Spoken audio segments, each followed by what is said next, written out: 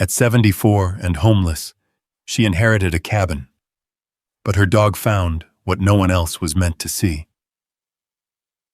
The rain had dried, but the smell of it still clung to the parking lot where Margaret woke in her car. At 74, she had learned how to live small, quiet, unnoticed, careful. Then a letter found her. A cabin. Montana. No explanation. And the only one who reacted was her German shepherd. What would you have done? Ignored the letter, or taken the risk and gone? The rain had stopped sometime before dawn, but the smell of it lingered.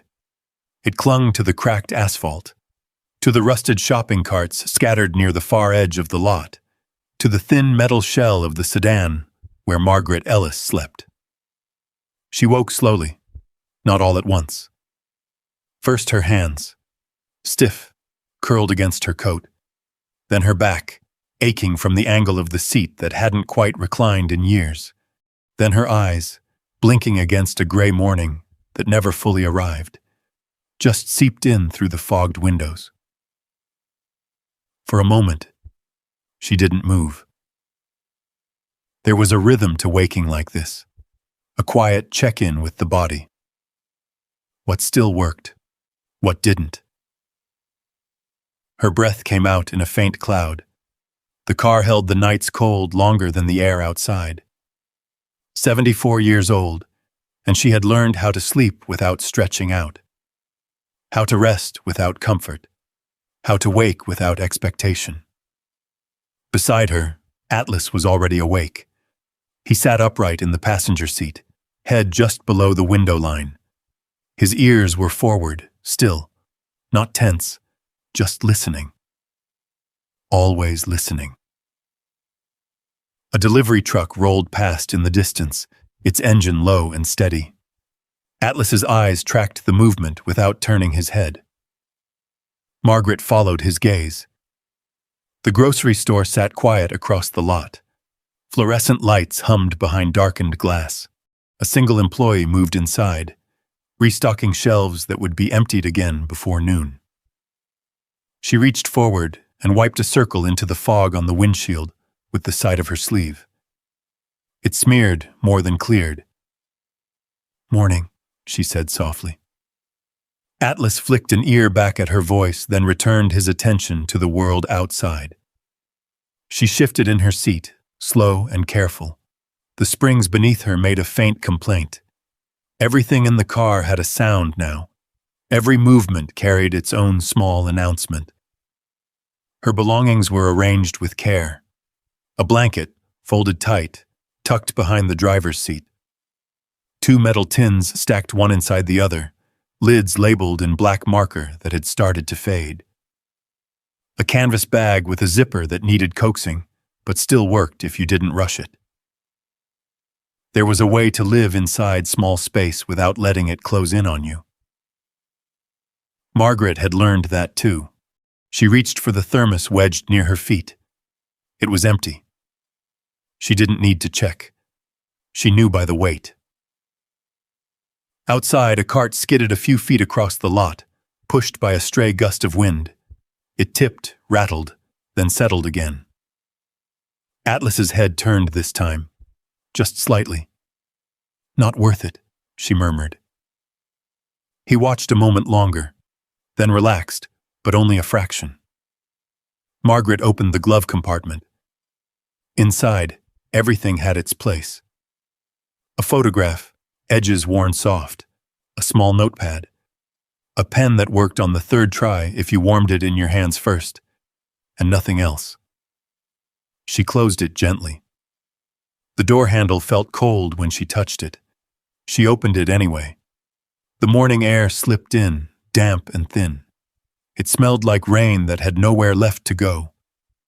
She stepped out slowly, one hand on the frame for balance. Her knees didn't argue anymore. They simply took their time. Atlas followed her out, landing with a quiet, controlled weight. He stretched once, front legs forward, back low, then stood close to her side. Not touching, just there. They walked across the lot together. No destination, just movement. People passed them without looking. A woman pushing a stroller, eyes fixed ahead. A man with headphones, already inside whatever day he had planned. Margaret didn't mind. It was easier this way. Near the edge of the building, a folding table had been set up beneath a small awning. A handwritten sign leaned against a crate. Free breakfast. Church outreach. A woman in a blue jacket stood behind the table, pouring coffee into paper cups. She looked up as Margaret approached. "Good morning," she said, with a smile that tried not to ask questions. Margaret nodded. "Morning." Atlas stayed at her side, alert but calm, his eyes moving between the woman and the space around them. "Coffee?" the woman offered. Margaret hesitated just a second, then accepted the cup. "Thank you." The heat surprised her. It always did. The woman reached beneath the table, then paused. She pulled something out. An envelope. Cream-colored. Thick. "I think this is yours," she said. Margaret frowned slightly. "Mine. It came through the church office yesterday. Someone dropped it off, said you might be out here." The woman held it out. "Your name's on it." Margaret took it. It had weight. More than paper should. Her name was written across the front in neat, deliberate script. Margaret Ellis. She traced the letters with her thumb, not quite touching them. Atlas leaned in slightly, his nose catching the scent of the envelope. He didn't react, just noted it, the way he noted everything. "Do you want to sit?" the woman asked gently, nodding toward a plastic chair. Margaret shook her head. "No, I'm all right." The woman nodded, not pressing. Margaret stepped away from the table, the envelope still in her hand. She moved back toward the car, Atlas pacing beside her. The parking lot looked the same as it had when she woke. Same gray sky, same scattered carts, same people moving through it like she wasn't part of the picture. She opened the car door and sat back down. The envelope rested in her lap. She turned it over once, then again. No return address she recognized, no reason she could name. Atlas settled into the passenger seat, but he didn't lie down. His gaze shifted between her and the envelope, as if waiting. Margaret exhaled slowly. "Not yet," she said. She placed the envelope carefully in the glove compartment, closed it. Outside, the day continued without her. Inside the car, everything stayed still, and for a while that was enough. Inside the car, everything stayed still, and for a while that was enough. Margaret sat with both hands resting in her lap, fingers loosely curled as if she had just set something down and hadn't yet decided what to do next. Outside, the parking lot had begun to wake in earnest. Engines turning over, tires crunching across damp gravel, the low murmur of people starting their day. Inside, there was only the quiet. Atlas shifted once in the passenger seat, then settled again. His eyes moved, not his head. Watching, measuring, the way he always did. Margaret let out a slow breath and leaned forward. The glove compartment opened with a soft click. The envelope lay where she had placed it, its pale surface catching the dim light filtering through the windshield. It looked out of place among the few things she owned. Too clean, too deliberate. She picked it up again. The paper was thick, not the kind people used casually, the kind meant to be kept, filed away, taken seriously. Her name stared back at her. Margaret Ellis. No middle initial, no abbreviation. Written carefully, as if someone had taken their time. She turned it over. The seal had already been broken. The volunteer must have done that, checking to make sure it wasn't junk or a mistake. Still, Margaret hesitated. There was something about opening it that felt final, like stepping across a line she couldn't quite see yet. Atlas leaned closer this time, his nose brushing lightly against her sleeve. Not impatient, just present. "I know," she murmured. She slid a finger beneath the flap and opened it the rest of the way. The sound of paper shifting inside the envelope seemed louder than it should have been. She pulled out the contents carefully. 2 sheets of paper, and something folded between them. Margaret unfolded the first page. The words were typed, formal, precise, the kind of language that didn't leave room for misunderstanding. She read the first line once, then again. Her eyes moved slower the third time. "You have been named the sole beneficiary." She stopped. The words didn't settle. They hovered somewhere just beyond understanding, like a sentence heard through a wall. Margaret lowered the page slightly, as if distance might help it make sense. "Beneficiary," she repeated under her breath. Atlas's ears flicked. She went back to the beginning. This time she read it all the way through. The name appeared halfway down. Walter Brenner. Margaret's hand tightened on the paper, almost without her noticing. The name wasn't unfamiliar. It just wasn't close. She leaned back into the seat, the letter still in her hands. Walter Brenner, her late husband's uncle. A man who had existed more in the background than anywhere else. Tall, quiet. That was what she remembered. The first time she met him had been at a family gathering decades ago. A crowded living room. Too many voices. He had stood near the window, apart from the rest, holding a glass he never seemed to drink from. He had nodded when she was introduced. Nothing more. The second time had been at a funeral. Her husband's. Walter had been there. Standing at the back of the room, coat still on, as if he hadn't planned to stay long. He hadn't spoken then, either. Just watched. Margaret blinked and returned to the letter, a cabin located in Jefferson County, Montana. She let out a quiet breath. A cabin. In Montana. The words felt distant, like something from a story someone else had told. She turned the page. More details.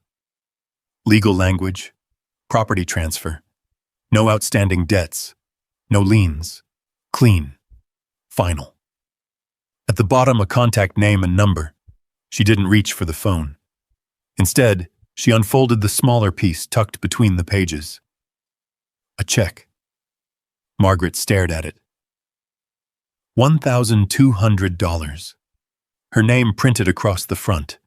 The memo line read, "Travel expenses." She let out a short, almost disbelieving breath. Travel. As if it were that simple. As if distance were the only thing between her and whatever this was. Atlas shifted again, placing one paw gently against her knee. The pressure was light, but steady. Margaret looked down at him. "You hear that?" she said softly. "Montana." He held her gaze for a moment, then looked back toward the windshield, as if the word meant nothing and everything at the same time. Margaret folded the check back along its crease, then the letter. Carefully, precisely. The way she folded everything now. She sat there for a long time after that. Cars came and went. The sun lifted just enough to turn the gray sky into something lighter, but not brighter. The smell of wet pavement began to fade, replaced by exhaust and the faint sweetness of bakery deliveries being unloaded near the side entrance. None of it touched her. A cabin. She tried to picture it. Couldn't. Her mind didn't go that far anymore. It stayed close, focused on what was in front of her. But the letter sat in her lap, insisting. Walter Brenner. Why her? Margaret turned the envelope over one more time, searching for something she might have missed. There was no explanation, no note, no message in the margins. Just a transfer. Clean and complete. She exhaled slowly. Atlas's ears lifted slightly at the sound of a car door slamming nearby.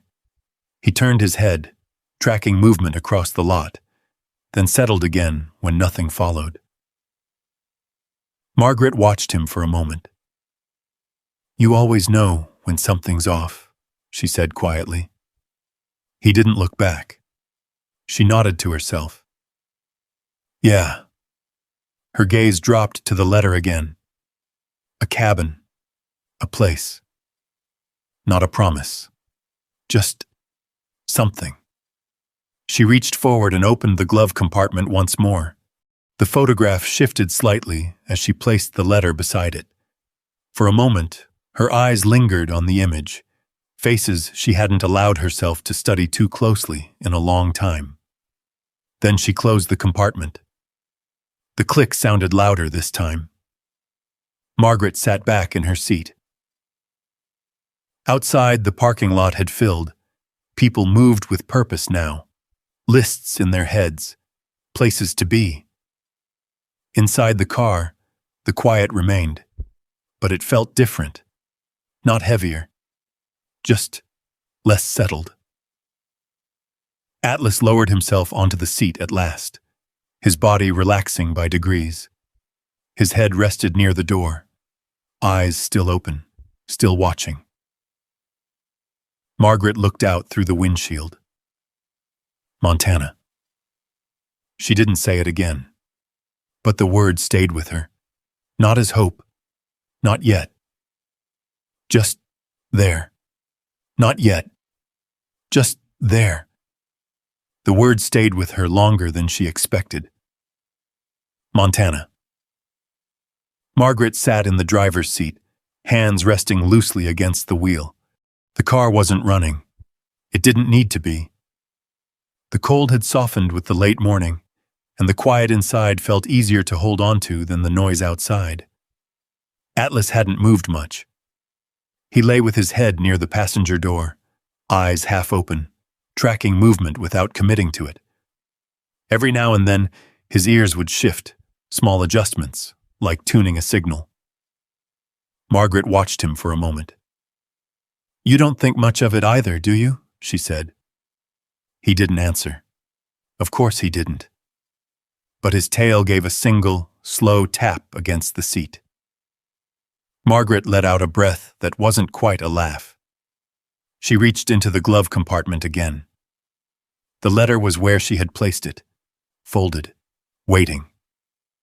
This time, she didn't take it out. She reached instead for the phone tucked beneath it. It was older, scratched. The battery didn't last like it used to, but it worked. Most days that was enough. She held it in her hand, thumb hovering over the screen. There weren't many numbers left she could call. Fewer still she wanted to. Daniel's name sat near the top. It had been a while, not because she'd forgotten, because she hadn't needed to. Margaret pressed the call button before she could change her mind. The ringing felt louder than it should have. One ring, two. Atlas lifted his head. 3. On the 4th, the line clicked. Yeah? Daniel's voice came through thin and distracted. Background noise. Traffic, maybe. A door opening, closing. Margaret swallowed once. Daniel, it's me. A pause. Not long, but long enough. Mom, he said, everything okay? The question sounded right. It just didn't feel like one. Margaret looked out through the windshield. The parking lot had thinned a little. A cart collector pushed a long row of metal carts toward the entrance, wheels rattling in uneven rhythm. I got a letter, she said. Another pause. Okay. It's from someone in your father's family. Walter Brenner. The name landed on the line without recognition. Who? Your dad's uncle, Margaret said. You met him once? Maybe. Daniel made a small sound. Not quite agreement. Not quite dismissal. All right. What about him? Margaret shifted slightly in her seat. He passed away. A while ago, it says. He left me something. There was a change then. Subtle. But there. What do you mean, left you something? A property, she said. A cabin. In Montana. Silence. This time, longer. Margaret could almost hear the shift on the other end. The way attention sharpened. Focused. A cabin?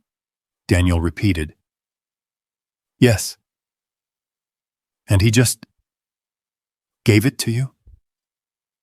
That's what the letter says. Another pause. Shorter now. More deliberate. Do you have the paperwork? It's in the letter. You should send me a copy, he said quickly.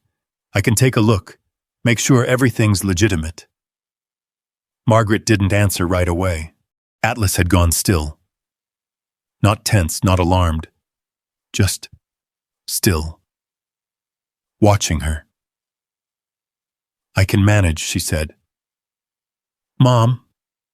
Daniel sighed. The words stretched thin with something that sounded like patience. You're living out of your car. The sentence hung there. Flat. Uncomplicated. Margaret let it sit. I know where I'm living, she said. Then you know this isn't something you should be handling on your own, he replied. Stuff like this. There's taxes, legal issues, property maintenance. You can't just show up and expect it to work. Margaret's grip tightened slightly around the phone. I didn't say I expected anything. Then what are you planning to do? He asked. There it was. The question beneath the questions. Margaret looked down at her hands. At the faint tremor she hadn't noticed until now. I was thinking of going out there, she said. Daniel exhaled sharply. Going where? Montana? Yes. For what? His voice lifted slightly. To live in some abandoned cabin you don't know anything about? It's not abandoned, she said quietly. He kept it. That doesn't mean it's livable, Daniel shot back. Mom, be realistic. The word settled heavier than it should have. Realistic. Margaret glanced toward Atlas. He had risen to a sit, his body angled slightly toward her, his gaze fixed, not on the door, not on the lot. On her. I am being realistic, she said. No, Daniel replied, softer now. You're not. You're reacting.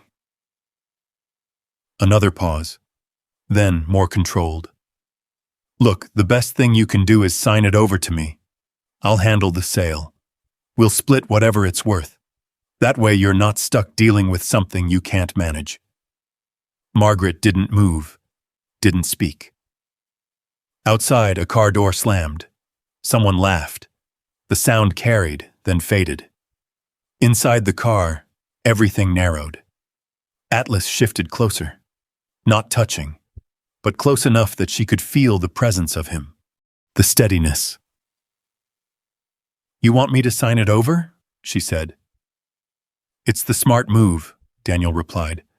"I'm just trying to help." Margaret let out a slow breath.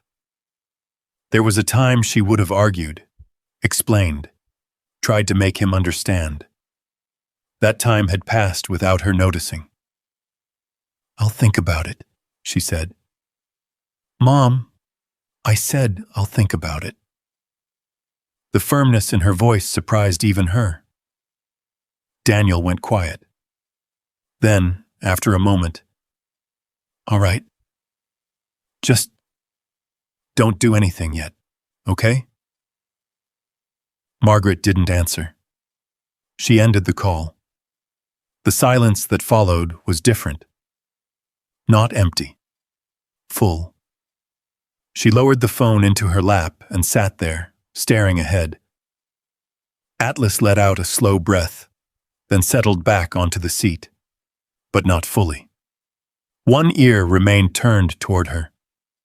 Margaret reached into the glove compartment, took out the letter, held it between both hands.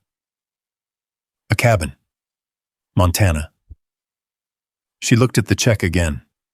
$1,200. Enough to get there, not enough to come back without thinking.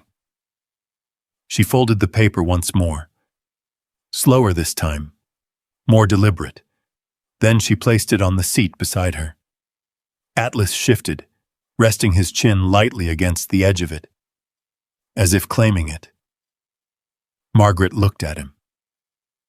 "You think we should go?" she asked. He didn't move, didn't blink, just stayed. And somehow, that felt like an answer.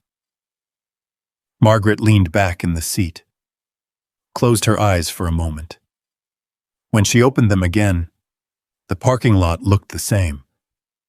But something in her had changed. Not louder, not stronger, just decided. That night, she packed. Not much. There wasn't much to pack. The same careful order she always kept. Blankets folded, tins secured, the canvas bag zipped with patience. Atlas stayed close, watching each movement, not restless, not questioning, just present. When she finished, Margaret sat in the driver's seat one last time. The letter rested in the glove compartment, within reach. She placed her hand over it. Not pressing, just there. "All right," she said quietly. Atlas lifted his head. Margaret looked out through the windshield at the dim lights of the lot. Then she turned the key. The engine caught on the second try. And for the first time in a long while, she had somewhere to go. And for the first time in a long while, she had somewhere to go. The engine didn't sound strong. It turned over with a low, uneven rhythm, like it had to convince itself to keep going. Margaret kept her hand on the wheel a moment longer than necessary, listening, feeling for anything that might tell her this was a mistake. Atlas stood in the passenger seat, alert again, his weight shifting slightly with the vibration of the car. "We'll take it slow," she said. She always said things out loud when it mattered. Not for herself, for him. The sedan rolled forward, tires crunching over grit and damp patches left from the night's rain. The grocery store lights faded behind them, shrinking in the rearview mirror until they were just a dull glow against the gray sky. Margaret didn't look back after that. By mid-morning, the highway stretched out in front of them, long, open, and indifferent. Traffic came and went in waves, trucks mostly, a few older cars like hers. No one lingered, no one noticed. The dashboard rattled at certain speeds. The heater worked when it felt like it, blowing air that was more warm than hot. Margaret kept both hands steady on the wheel, adjusting in small ways, listening for changes in the engine. Atlas had settled lower now, one paw braced against the door, his head near the window. Every passing vehicle drew his attention for a second. Then he let it go. They drove in silence. Margaret wasn't thinking about Montana the way people think about a destination. She wasn't picturing mountains or cabins or anything waiting for her. She was thinking in pieces of distance. How far she could go before she needed to stop. Near a small town just outside Boise, she pulled into a gas station. The place smelled like coffee that had been sitting too long, and something fried behind a counter she couldn't see. A bell chimed when she opened the door, then settled back into quiet. She counted the bills in her hand before stepping inside. Not much. Enough. She paid for gas first. That mattered. Then a cup of coffee. The clerk didn't look at her long, just long enough to know what she needed, then back to the screen. Margaret carried the cup outside carefully, the heat rising through the thin paper. Atlas waited by the car, sitting now, watching the edges of the lot. "Still here," she said softly. His tail moved once against the pavement. She filled the tank slowly, watching the numbers climb. When it clicked off, she stood there a moment, one hand resting on the side of the car. This was the part that couldn't be undone. She knew that. Every mile forward made going back less likely. Margaret finished her coffee in 3 careful sips. Not rushed, not stretched, just enough. Then she got back in. By early afternoon, the land began to change. The flat stretches outside Boise gave way to hills that rolled instead of spread. Patches of trees appeared, first scattered, then gathering closer together. The sky opened wider somehow. Margaret noticed it without trying to. Atlas did too. His posture shifted, not tense, but more alert in a different way. His ears moved constantly now, catching sounds that didn't reach her the same way. Wind through brush. Birds she couldn't see, things farther away than she was used to hearing. They stopped once more at a roadside rest area. Gravel lot, a few picnic tables. No one stayed long. Margaret stepped out slowly, stretching her legs. The air was different here, cleaner. It didn't carry the weight of the city with it. Atlas moved immediately, circling the car once, nose low, mapping the ground. Then he paused, looking out toward a line of trees beyond the lot. "Go ahead," she said. He didn't go far, just enough to check the edge, then back again. Always back. Margaret sat on one of the benches, hands folded loosely in her lap. She watched a truck pull in, idle, then leave again without the driver stepping out. Movement without purpose. She knew that feeling. After a few minutes, she stood. They didn't stay long. The sun had shifted by the time they crossed into more open country again. Margaret drove slower now. Not because she had to, because there was no reason to rush. Atlas lay down fully for the first time, his body stretching across the seat, though one ear remained turned toward her. Margaret glanced at him. "You can rest," she said. He didn't lift his head, but she could tell he heard. The road stretched ahead, quiet and steady. No promise, no guarantee. Just distance. Late afternoon brought a thin line of mountains into view. Faint at first, then clearer. Margaret squinted slightly, adjusting her posture. She hadn't expected to see them so soon. Montana wasn't just a word anymore. It had shape now. Color. Something solid. She tightened her grip on the wheel just a fraction. Atlas lifted his head. The mountains held steady in the distance. They didn't move closer fast. They didn't need to. Margaret kept driving. The engine held. The road held. And the space between where she had been and where she was going stretched quietly behind her. Not gone. Just further away. As evening settled in, the light softened. The sky turned from pale gray to something warmer at the edges. Shadows stretched longer across the road, and the air cooled again. Margaret didn't stop this time. She kept going. Atlas sat up again, watching the fading light through the window. Neither of them spoke. There wasn't anything to say. The road didn't promise anything, but it didn't take anything away either. And for now, that was enough. And for now, that was enough. The road narrowed the further she drove. What had been a steady stretch of highway gave way to smaller lanes, then smaller still. The painted lines faded. The asphalt cracked and patched itself unevenly, as if it had been holding on longer than expected. Margaret followed the directions written on the second page of the letter. Turn after the old feed store. Past the split fence. Keep going until the road forgets it was meant for cars. She almost missed the final turn. There was no sign, just a break in the tree line and a path that looked more like a suggestion than a road. She slowed the car. Atlas lifted his head immediately, body alert again. This must be it, she said.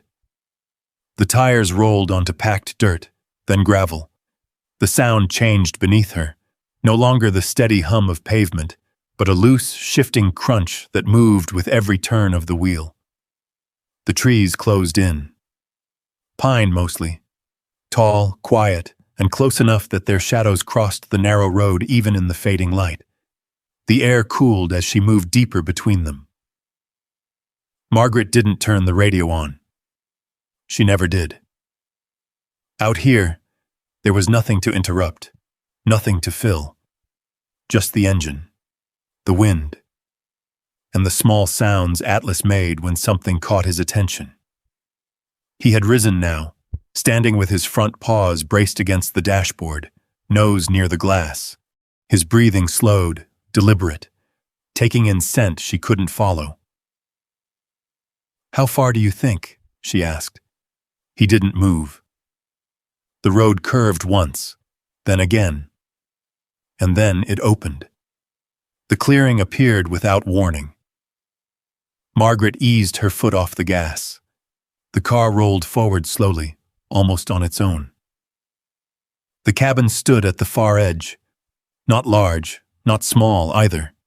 It sat as if it had been there longer than anything around it needed to remember. The wood was darkened with age, each log holding the color of years rather than paint. The roof sloped steep, metal panels dulled by weather but intact. A chimney rose from one side, straight and solid. A porch stretched across the front. The railing leaned just slightly, but not enough to give way. No lights, no movement. Just there. Margaret brought the car to a stop near the edge of the clearing. She didn't turn the engine off right away. She sat, both hands still on the wheel, looking. Atlas was completely still now. Not relaxed, not tense. Focused. His ears were forward. His body leaned slightly toward the cabin, as if something inside it held his attention without showing itself. You see that? She said quietly. He let out a low breath through his nose. Margaret turned the key. The engine stopped. Silence settled quickly. Not empty. Full. Different from the parking lot, different from the road. This silence had weight. It pressed gently, but it stayed. Margaret opened the door. The air that met her carried the scent of pine, earth, and something faintly dry, like old wood warmed by years of sun. She stepped out slowly. Her shoes sank slightly into the soft dirt. Not mud, just ground that hadn't been packed by constant traffic. Atlas jumped down beside her. He didn't wait. He moved. A slow circle around the car first, nose low, tail level, each step measured, mapping. Margaret watched him. He didn't run. He didn't bark. He worked. When he reached the edge of the clearing, he paused, looked toward the trees, then back toward the cabin. Then he moved again, this time toward the porch. Margaret followed. Each step closer made the details clearer: the grain of the wood, the slight warp in one of the porch boards, the way the door sat firmly in its frame, not sagging. This place hadn't been abandoned. It had been left. She stopped at the base of the steps. Atlas was already on the porch. He stood near the door, but not directly in front of it, off to the side, his head tilted slightly, ears shifting. Listening. Margaret climbed the steps one at a time. The wood creaked, but it held. She reached the top and stood beside him. The door was closed. A simple lock. No signs of damage. No forced entry. No neglect. She reached into her coat pocket. The key had been folded into the letter. She hadn't thought much about it until now. It felt heavier than it should have. Margaret hesitated. Not because she was afraid, because this was the moment the idea became something else. Real. Atlas moved slightly. Not away, closer. His shoulder brushed her leg, just for a second. She nodded once, then slid the key into the lock. It turned easily. No resistance. The door opened inward with a soft, steady motion. The air inside was cooler still. It carried the scent of wood smoke that hadn't fully faded, mixed with something faintly herbal she couldn't place. Margaret stepped inside. The light followed her in. Dust moved gently in the air, catching the last of the day. The room was simple. A table, 2 chairs, a stove against the far wall, shelves lined with jars and a few books stacked neatly, nothing out of place, nothing excessive. Atlas entered behind her. He didn't rush ahead. He walked slowly, each step placed with care. He circled once, then again. His nose traced the edges of the room, the corners, the base of the walls. Margaret moved further inside. Her hand brushed the surface of the table. Solid, worn smooth in places. Used. She turned slowly, taking it in. The quiet here was different from outside. Contained. Held within walls that had known it for a long time. Atlas stopped near the center of the room. Then he looked toward the far side. The hearth stone. Large, built with care. Margaret followed his gaze. "There?" she said softly. Atlas didn't answer. He just stood there, watching it. Not moving, not approaching, just noticing. Margaret took a step toward it. The floor beneath her felt steady, but something about the space near the hearth held a different kind of stillness. Not wrong, just different. She stopped a few feet away, looked at it, then back at Atlas. He hadn't taken his eyes off it. Margaret let out a slow breath. "We'll figure it out," she said. He blinked once. The light outside had begun to fade. Shadows stretched across the floor. The cabin didn't feel empty. It didn't feel welcoming either. It simply waited. Margaret turned back toward the door. "We'll stay," she said quietly. Atlas moved then, not toward the door, toward her. And for the first time since they arrived, he settled, but not fully. One ear remained turned toward the hearth, as if something there hadn't finished speaking. One ear remained turned toward the hearth, as if something there hadn't finished speaking. Margaret noticed it. Not right away. At first, there were too many other things to pay attention to. The light fading through the windows, the way the air cooled faster inside than she expected, the quiet pressing in from all sides, not empty, but full of things she hadn't learned how to hear yet. She set her bag down near the table. Everything she owned fit easily into the space.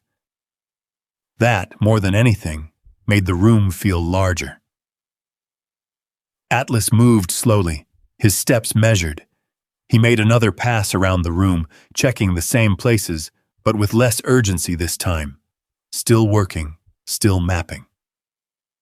Margaret walked to the window. Outside, the clearing had dimmed to a soft gray.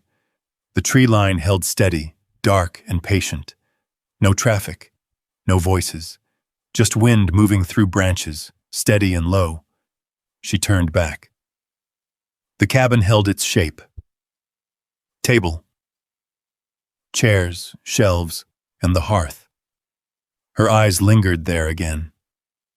Later, she said under her breath, "Not a decision.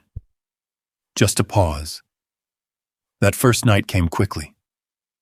Margaret found a stack of firewood just outside the back door. Cut, neatly stacked, dry. The kind of preparation that suggested someone had been thinking ahead, even if they hadn't expected anyone specific. She carried a few pieces inside.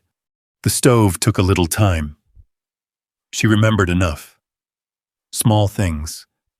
The way her husband had done it once, years ago, before everything else had changed. Paper first, then kindling, then wood.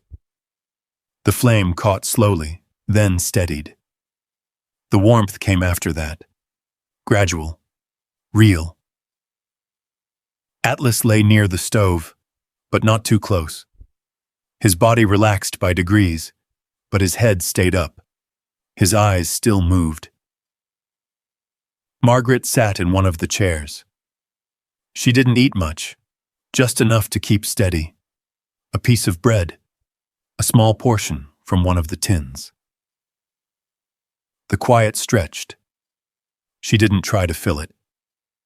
Eventually, she stood and found the bedroom. Simple. A bed, a dresser, a blanket folded at the foot. She ran her hand across the fabric. Clean. Used, but cared for. She sat on the edge for a moment, feeling the difference beneath her. A surface that didn't shift, didn't press back in uneven ways. Atlas followed her in, but he didn't settle there. He stood in the doorway, looking past her. Back toward the main room, toward the hearth. Margaret watched him. "You can rest," she said. He didn't move. She nodded once. "All right." She lay down anyway. Sleep came in pieces. Not because she was uncomfortable, because everything was new. Every sound meant something. The wind against the walls, the faint crack of wood in the stove as it settled, the shift of Atlas's weight when he moved. At some point, she drifted. Morning didn't arrive with noise. It arrived with light. Soft at first, then steady. Margaret opened her eyes and lay still for a moment, letting the room come back to her. The ceiling above her, the faint smell of smoke, the weight of the blanket.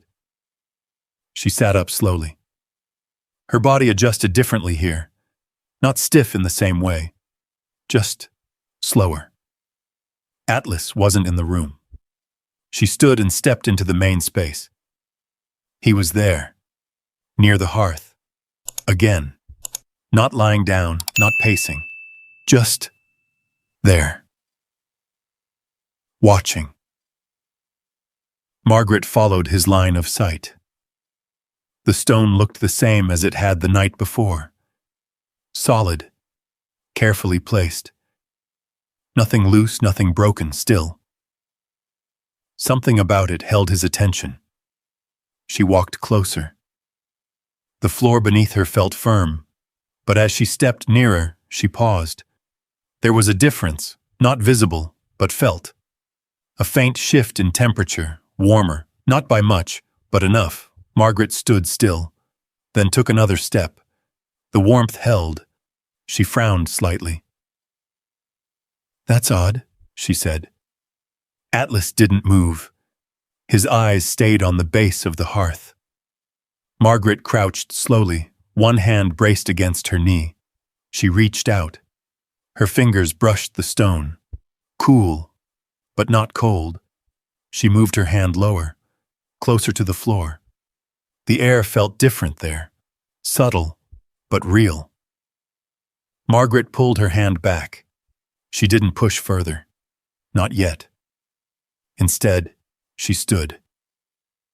"Let's get through the day first," she said. Atlas blinked once. The hours passed differently here. Margaret found the water pump behind the cabin. It took effort. The handle resisted at first, then gave, releasing water in uneven bursts before settling into a steady flow. She filled a metal container and carried it inside. The weight felt good. Real. She moved through small tasks, wiping surfaces, organizing the few items she had, opening cabinets. Everything in the cabin had purpose, nothing extra, everything placed where it needed to be. She found a few jars still sealed, dried herbs, preserves. Carefully labeled in handwriting she didn't recognize but understood. Atlas stayed close, but not always beside her. He returned to the hearth more than once. Each time the same behavior. Pause. Watch. Wait. Margaret began to notice the pattern. Not urgency, not alarm. Recognition. By afternoon, the quiet had changed. It no longer pressed. It held. Margaret stepped outside again, standing at the edge of the porch. The clearing looked different in daylight. Less distant. More defined. She could see the lines now. The way the trees curved slightly along the edge. The way the ground sloped just enough to guide water away. This place had been chosen. Not stumbled into. Atlas stood beside her. For once, his attention wasn't divided. He looked out. Not back.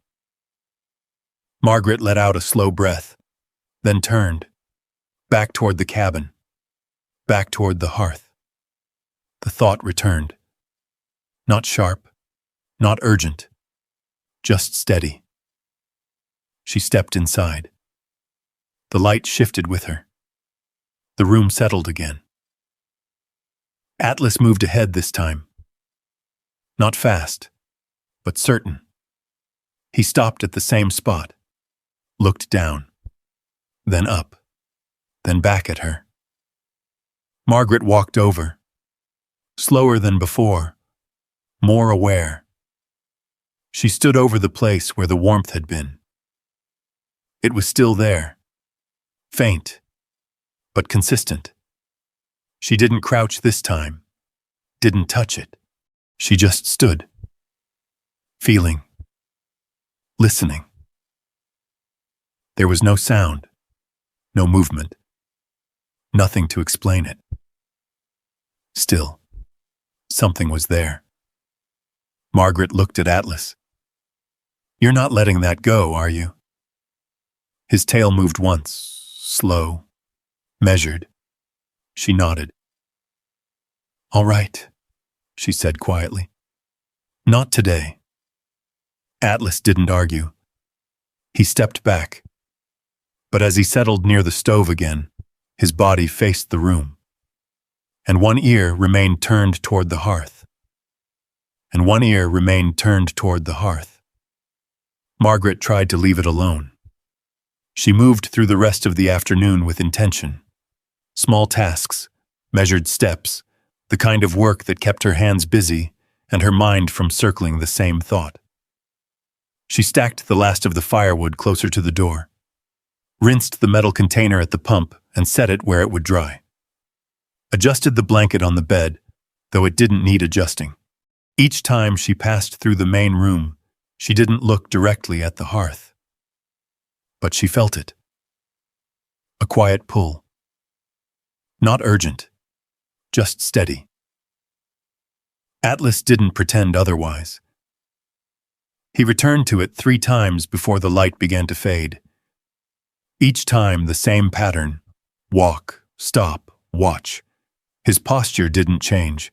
His breathing stayed calm, but his attention never wavered. Margaret stood in the doorway once, arms folded loosely, watching him instead of the stone. "You're waiting for something," she said. He didn't move. The room held still around them. Outside, the wind picked up slightly, moving through the trees in long, low passes. The sound brushed against the cabin walls, then slipped away again. Margaret stepped forward. This time, she didn't stop a few feet away. She walked all the way up to the hearth. Atlas shifted slightly to the side, making space for her without breaking his focus. Margaret stood over the same place. The warmth was there again. Faint, but unmistakable. She lowered herself slowly, one knee touching the floor. The wood beneath her creaked softly, then settled. Her hand hovered above the stone, then rested cool. She moved her fingers along the surface. Nothing at first, just texture. Stone worn smooth in places, rough in others, fitted tightly, each piece placed with care. She pressed slightly. No movement. She exhaled. "Maybe I'm imagining it," she said quietly. Atlas let out a low sound. Not a bark, not a growl. Something in between. Margaret froze. It wasn't loud, but it wasn't uncertain either. She turned her head toward him. His body had changed. Not tense, but engaged. Every part of him aligned toward the same point. Recognition. Margaret's hand returned to the stone. Slower now. More deliberate. She traced the edge where the base met the floor. Her fingers moved along the seam, then stopped. There. A difference. Small, but real. A line too straight, too clean. She pressed again. Nothing. She shifted her weight, adjusting her angle. Her other hand joined the first, feeling along the edge. The line ran further than she expected. Not just one stone. Several. Margaret leaned closer. Her breathing slowed. Atlas's presence at her side felt stronger now. Not pressing. Just there. She pressed again. Harder. Still nothing. She sat back slightly, thinking. Then leaned forward once more. This time her fingers searched for something more specific. Not pressure. A point. A place meant to be found. It took longer than she expected. The light had shifted lower by the time she felt it. A slight indentation. Barely noticeable. Set into the edge of one of the stones near the floor. Margaret paused. Her hand hovered there. "This was done on purpose," she said. Atlas didn't move. She placed her thumb into the indentation. Pressed. Nothing. She adjusted. Pressed again, a little deeper, a little firmer. There was a sound. so quiet at first she almost missed it. A soft shift. Stone against something else. Margaret held her breath. The floor beneath her hands moved. Not much, just enough. A thin line appeared where there hadn't been one before. She pulled her hand back instinctively. The section of stone in front of the hearth rose slightly, then shifted. Not fast. Not sudden. Controlled. Deliberate. Like something that had been built to last. The panel moved aside just enough to reveal darkness beneath. Margaret didn't move. Her heart had begun to beat faster, but not from fear. From awareness. Atlas stepped closer. He leaned forward, nose near the opening, but didn't enter. He inhaled slowly, deeply, taking in whatever lay below. Then he exhaled. His body changed again. Not alert, not guarded. Calm. Margaret noticed. "That's different," she said. She leaned forward, peering into the space. It wasn't deep. Not a tunnel. A compartment. Carefully constructed. Inside, something rested. A wooden chest. Not large, but solid. Its surface darkened with age, edges worn smooth from time rather than use. Margaret reached in slowly. Her hand hesitated just before touching it, then closed around the edge. It was heavier than it looked. She lifted it carefully, bringing it up into the light, set it down on the floor in front of her. The panel remained open behind her, the space beneath still dark. Waiting. Margaret sat back on her heels. She looked at the chest, then at Atlas. He had lowered himself beside her now. Fully. For the first time since they had arrived, his body relaxed without reservation. His head rested lightly near her knee. His breathing steady. Margaret placed her hand on the lid. It was smooth. Simple. No lock. No markings. She didn't open it. Not yet. She sat there instead. The room quiet around her, the air holding something new. Not mystery, not tension.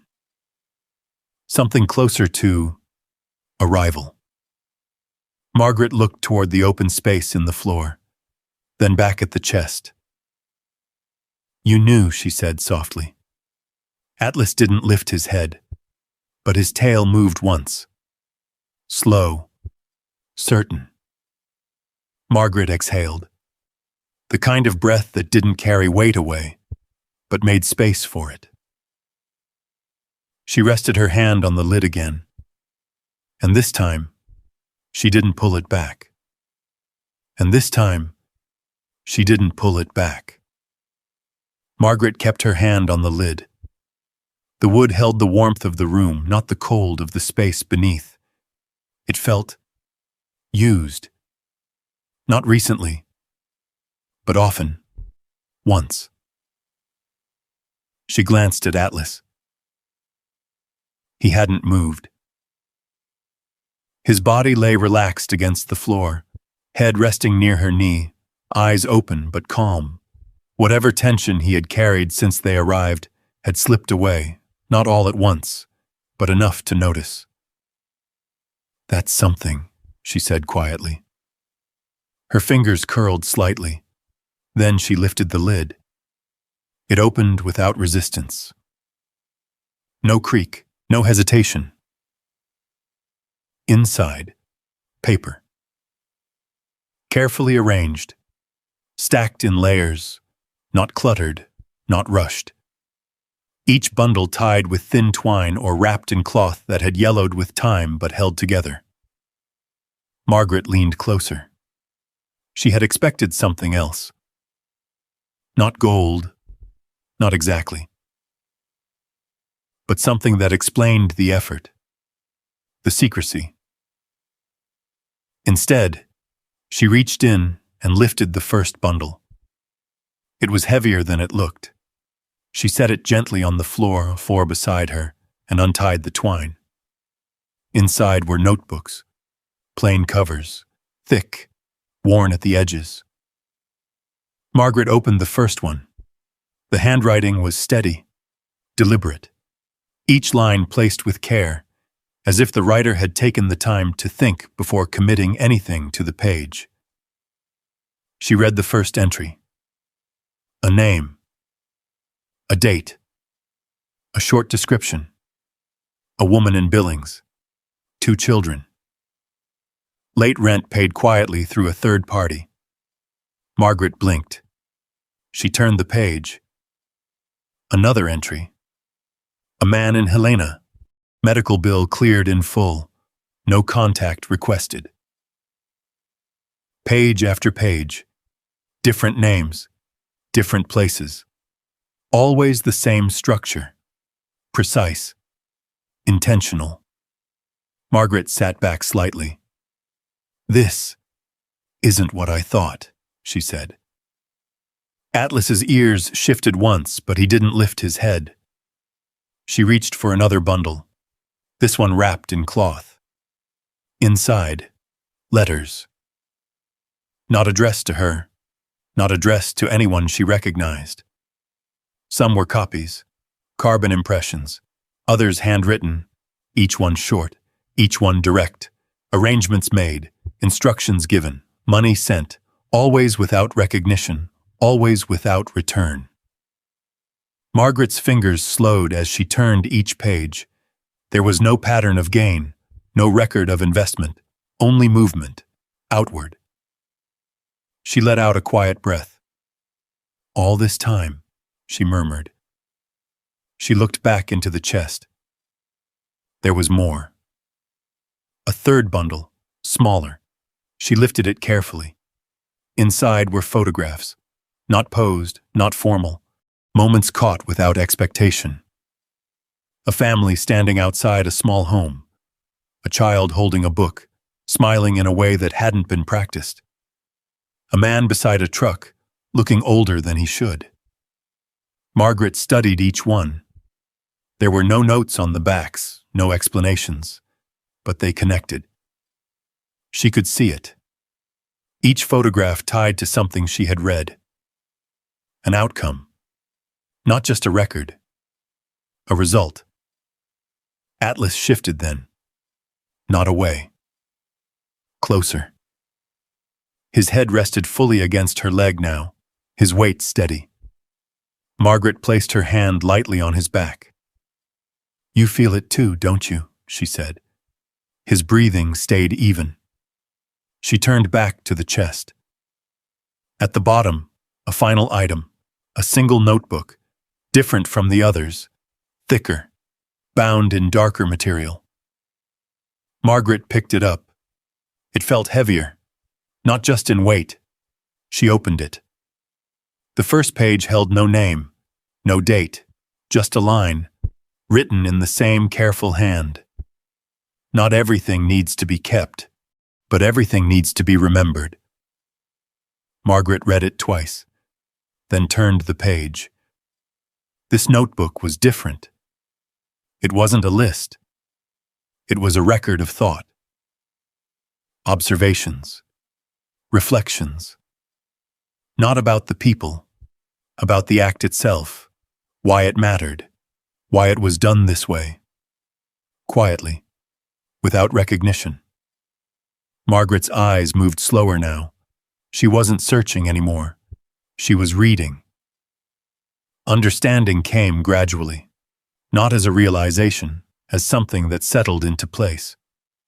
Walter Brenner hadn't been storing wealth. He had been moving it, using it, tracking it, not for himself, for others.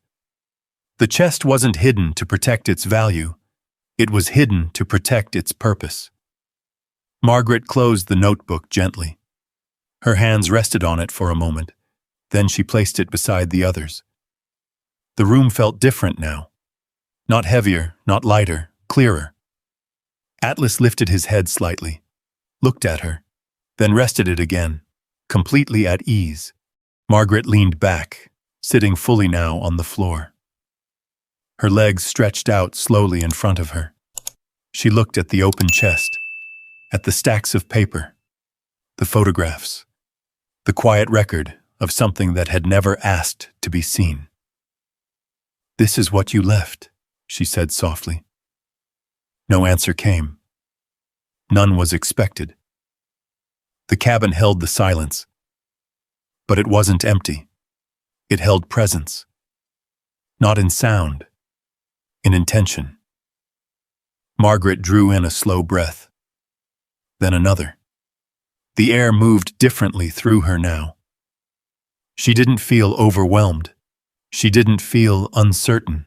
She felt aware. She reached out and closed the lid of the chest. Not because she was finished, because she understood enough to stop. For now, Atlas shifted once more, stretching his front legs forward, then settling back into place. Completely relaxed. Margaret looked toward the hearth. The opening remained. The panel still moved aside. The hidden space no longer felt hidden, just revealed. She stood slowly. Her body adjusted with the same careful rhythm she had carried for years. She looked around the room. The table, the chairs, the shelves. Everything the same, and not. Margaret walked to the window. The light outside had softened again. Evening returning. The trees stood steady, the clearing unchanged. But the place no longer felt like something she had arrived at. It felt like something she had stepped into, something already in motion. She turned back. Atlas had closed his eyes. For the first time since they had arrived, he was resting without listening. Margaret watched him for a moment, then nodded once. "All right," she said. Not to him. Not to anyone. Just into the space. And the space held it. And the space held it. The evening settled slowly around the cabin.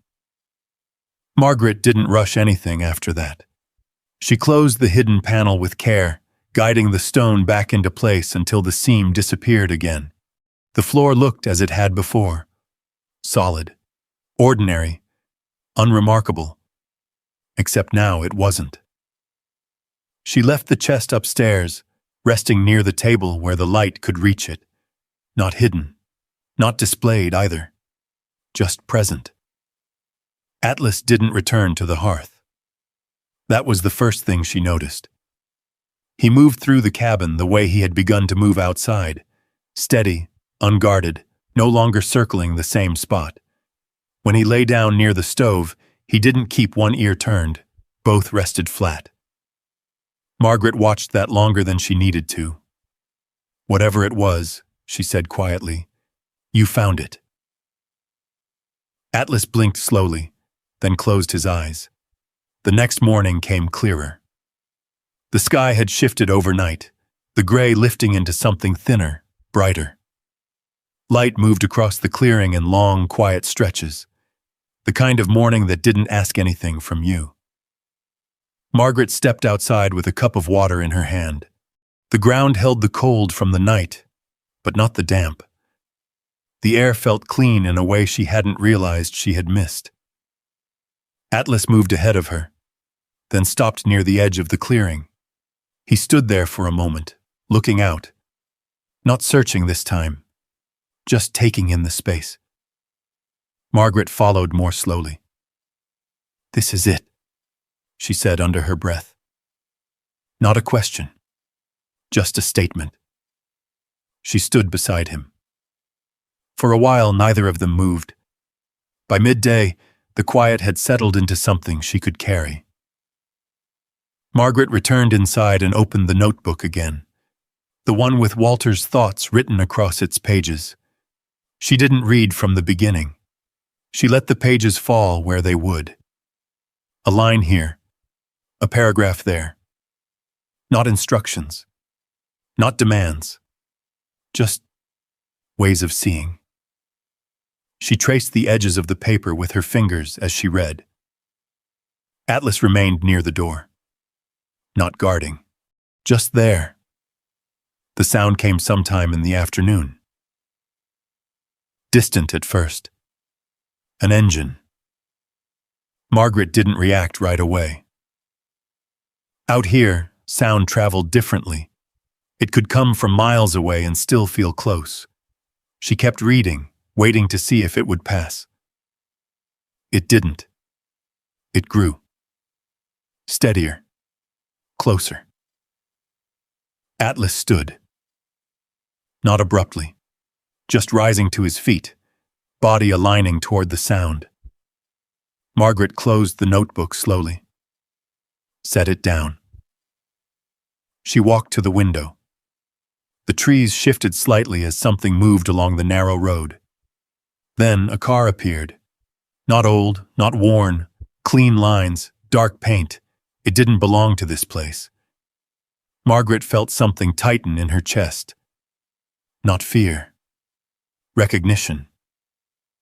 The car rolled into the clearing and came to a stop.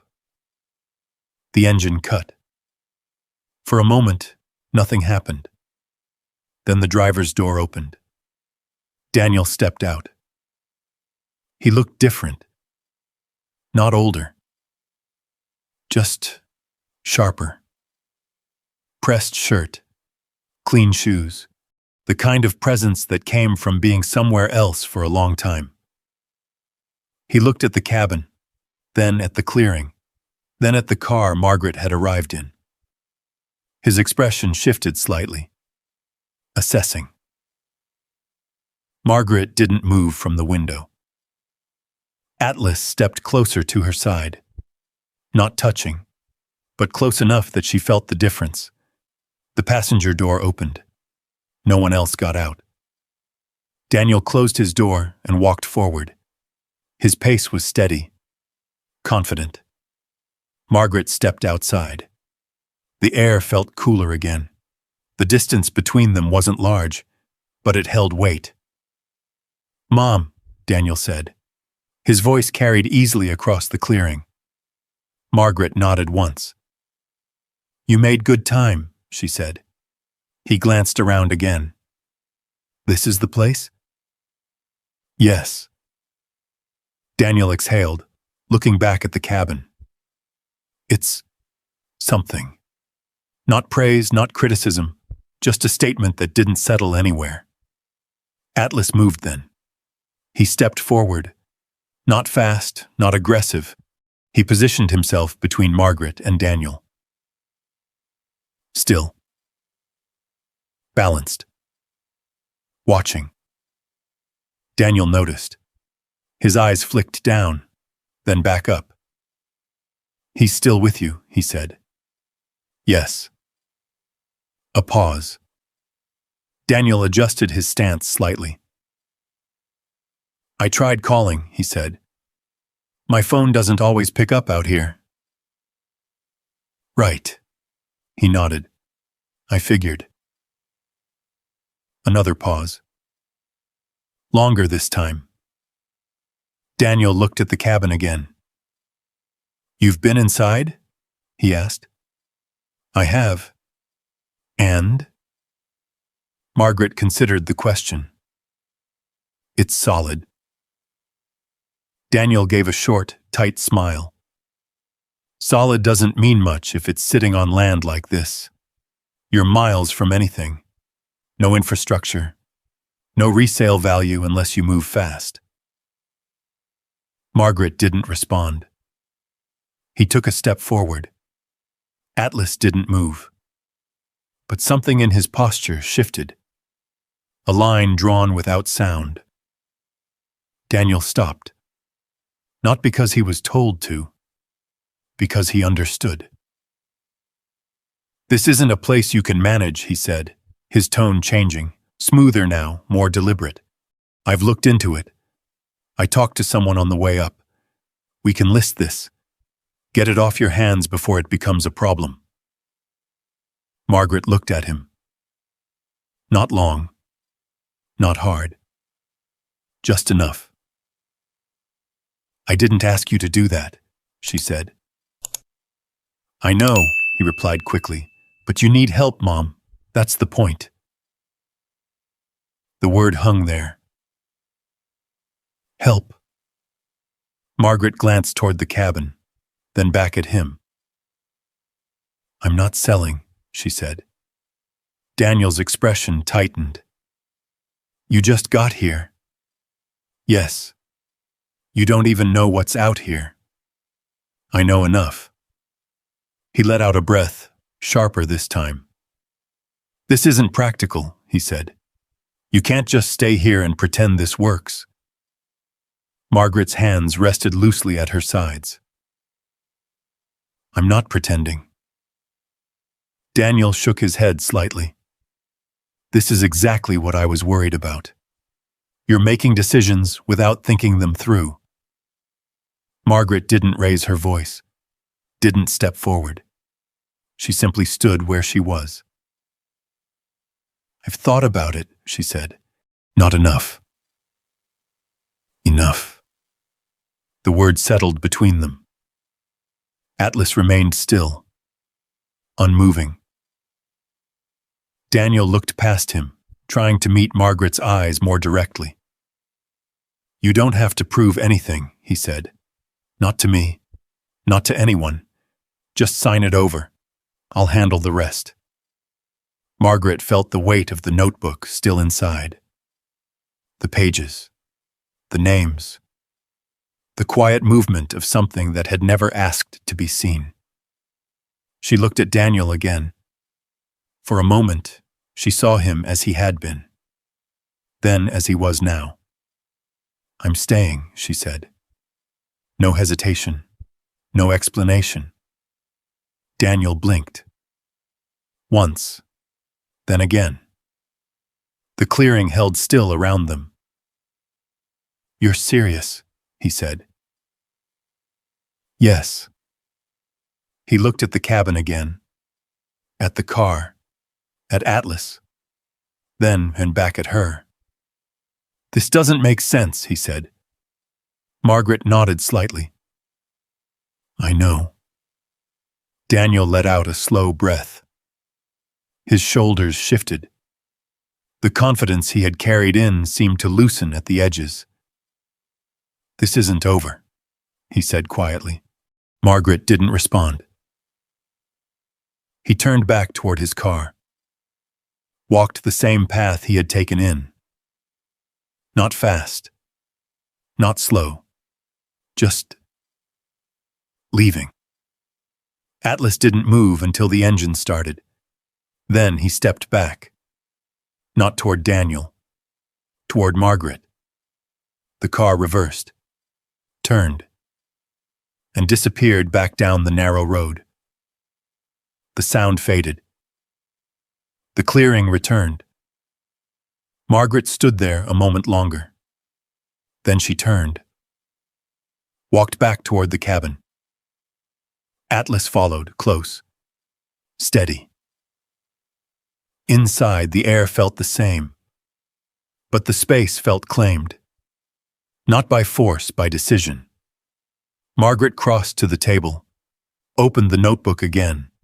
She found a blank page, sat down, picked up the pen. Her hand paused above the paper, then lowered. And for the first time, she began to write. And for the first time, she began to write. The pen didn't move quickly. Margaret held it the way she held most things now, carefully, with intention. The page in front of her was clean, no marks, no hesitation left behind by someone else, just space. She rested her hand on the table a moment, letting it settle. The cabin was quiet again. Not the same quiet as before. This one had shape now. It felt like it belonged to something. Atlas lay near the door, stretched out fully, his breathing slow, even. no tension left in his body. Margaret lowered the pen. The first line came simple. A name. Not Walter's, someone else's. She didn't know it yet, but she left space for it. The first visitor came 3 days later. Margaret heard the sound before she saw anything. Tires moving slow along the dirt road. Not like Daniel's car. This one moved differently, hesitant, as if it wasn't sure it should be there at all. Atlas stood, not sharply, but alert again. Margaret stepped outside. A pickup truck came into view, older, paint worn thin in places. It stopped near the edge of the clearing, engine still running. A woman sat inside. Hands on the wheel. Not moving. Margaret waited. Atlas stood beside her, his body calm but aware, watching without pressing forward. After a moment, the engine cut. The door opened. The woman stepped out slowly. Mid-40s, maybe. Tired eyes. Jacket pulled close around her, though the day wasn't cold. "I'm sorry," she said before Margaret could speak. "I didn't mean to come up this far. She stopped, looked at the cabin, then back at Margaret. "They told me someone was here now." Margaret nodded once. "I am." The woman hesitated, then stepped a little closer. "My car broke down about a mile back," she said. "I walked. I didn't know where else to go." Margaret glanced past her. The road sat quiet again. She looked back. "You can sit," she said, nodding toward the porch. The woman exhaled, relief breaking through the tension she had been holding. "Thank you." Atlas stepped aside as she approached. He watched her closely. Not suspicious, just careful. Margaret followed her up the steps. Inside, the air held steady warmth from the stove. The woman looked around, taking it in slowly, like someone stepping into a place she hadn't expected to find.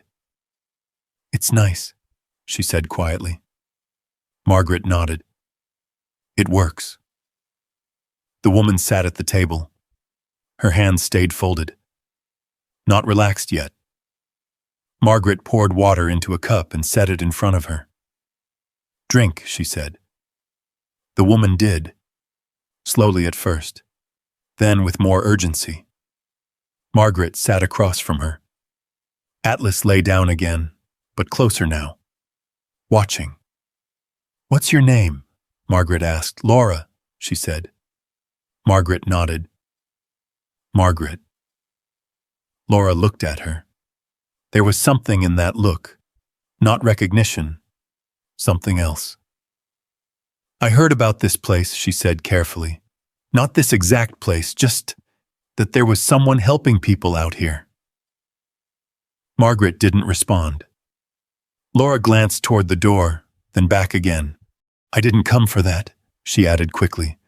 "I just needed a phone, or a ride. I'll be gone as soon as—" "You can stay," Margaret said. The words came out before she weighed them, but they didn't feel rushed. Laura blinked. "I don't want to be a burden." "You're not," silence settled between them.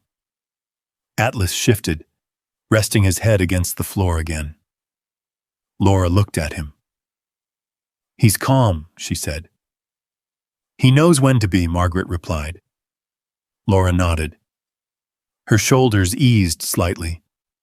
That night, there were 2 cups on the table, 2 chairs used, 2 sets of footsteps moving across the floor. Margaret didn't think about it much. She showed Laura where things were.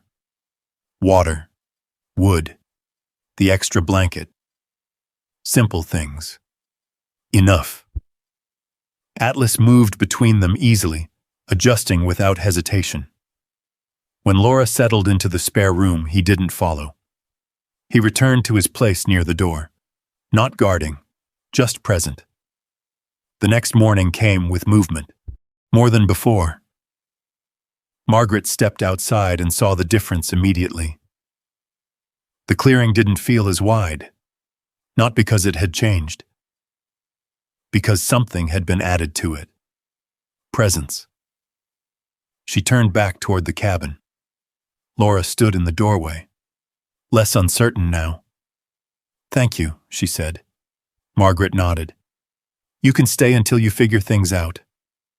Laura looked at her carefully. "Why?" Margaret paused, not searching for an answer, just letting one settle. "Because someone did that before," she said. Laura didn't ask more. She understood enough. Days passed, then weeks. Margaret wrote more. Each entry began the same. A name, a moment, a record of what had been needed. Not everything, just enough.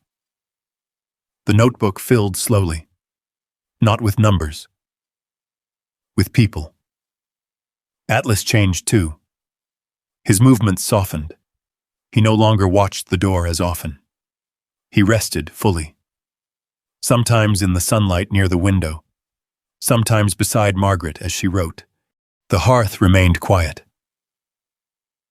The panel stayed closed. It no longer pulled at her attention. It had given what it needed to give. By the time the seasons shifted, the porch held more than one chair. A second cup often sat beside Margaret's. Sometimes Laura. Sometimes someone else passing through. Not many. Just enough. The cabin didn't grow, but what moved through it did. Margaret stood one evening at the edge of the clearing, looking out toward the trees. The sky had deepened into a soft blue, fading toward night. Atlas sat beside her, not watching, just there. She held the notebook in one hand, closed, not finished, never finished. Margaret looked back at the cabin, the place that had waited without asking, that had held something without needing to show it. She understood it now. Not all at once, but enough. The cabin had never been meant to change her life. It had been meant to give her something to continue, something already in motion, something quiet. She opened the notebook again, turned to a fresh page, wrote a name, then another line, then closed it. Atlas stood as she turned. They walked back toward the porch together. The door remained open, light spilling out into the evening. Margaret stepped inside. Atlas followed, and the space held them, not as something temporary, but as something that had found its place. What had been left behind had never been about keeping. It had always been about carrying forward. And now it was. And now it was. The cabin didn't feel quiet anymore, not the way it had that first night. Back then, the silence had pressed in. Now it held. Margaret stood in the doorway, one hand resting against the frame worn smooth by someone else's years. Behind her, voices moved low through the room. A chair shifted. A cup touched wood. Atlas lay stretched across the floor, not watching the door anymore, not listening for something that might break in. He had already found what needed finding. Not the chest, not the hidden space, the reason it had been left there at all. Margaret looked out across the clearing, where the light settled slowly into the trees. The same place she had stood when she arrived. Only then she had been trying to understand what she'd been given. Now she knew. It hadn't been the cabin, or the land, or anything she could hold in her hands. It had been the chance to keep something going that didn't need a name. She exhaled, steady, then turned back inside. because someone would always come next. And when they did, would she be the kind of person who noticed? Margaret stood in the doorway, one hand resting against the frame wall smoothed by someone else's ears. Behind her, voices moved slow through the room. A chair shifted, a cup touched wood.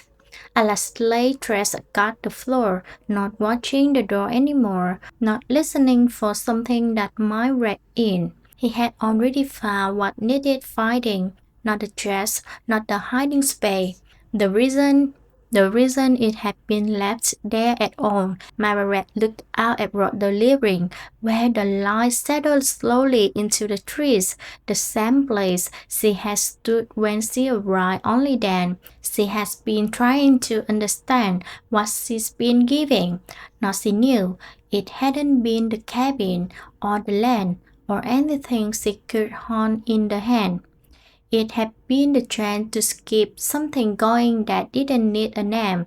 See its home, steady, then turn back inside because someone would always come next. And when they did, would she be the kind of person who noticed?